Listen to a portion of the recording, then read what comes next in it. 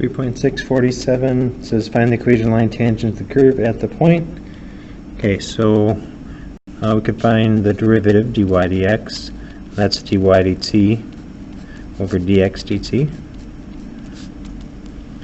So dy dt is the derivative of y with respect to time. So that's, well, the derivative of cosine is negative sine x or sine t. So the derivative of negative cosine would be positive sine t. Dx dt would be 1 minus cosine t. Okay, so that's my derivative. If I plug in pi over 3, sine of pi over 3 and the cosine of pi over 3. So pi over 3 is 60 degrees. So it's a 1, 2 square root of 3. So the sine is square root of 3 over 2.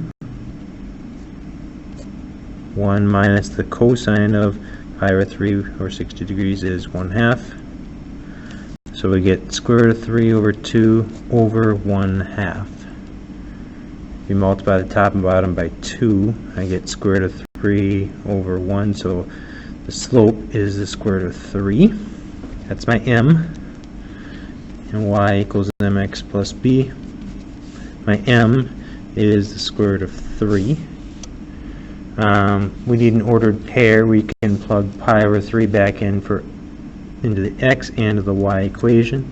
So into x, I've got pi over 3 minus the sine of pi over 3. The sine of pi over 3 is square root of 3 over 2. And my y value, 1 minus the cosine of pi over 3, which is 1/2, so 1 minus 1/2 is 1/2. So now it's just some ugly algebra. We have our m, we have our ordered pair. We can solve. So 1/2 equals square root of 3 times pi over 3 minus square root of 3 over 2.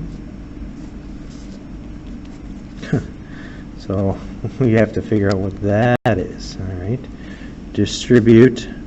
It's going to be pi over square root of 3 minus 3/2. So add 3/2, so it's 2 minus pi over square root of 3. So y equals square root of 3 x plus 2 minus pi over square root of 3. Sorry. And there's my work.